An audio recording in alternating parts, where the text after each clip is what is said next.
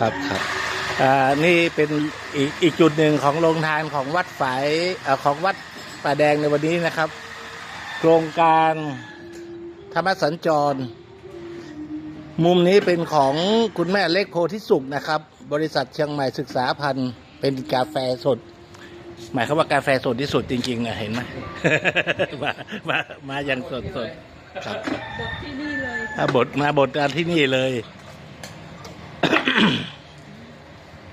ก็เลยขอญาตแยกโรงทานตรงนี้ได้เข้ามาส่วนของพระคือหลักจริงๆก็มาส่วนของพระ ด้านหลังเป็นน้ำปานะของพระนะครับ ด้านหลังก็อันนั้นก็จัดให้พระอย่างเดียวเหมือนกันนะครับ พระและแขกผู้ใหญ่นายกบ้างสทบ้างพระผู้ใหญ่ที่มาจากวัดบ้าง ก็จะอยู่มุมนี้ อยู่ตรงข้ามกับป้ายลงทะเบียนนะครับ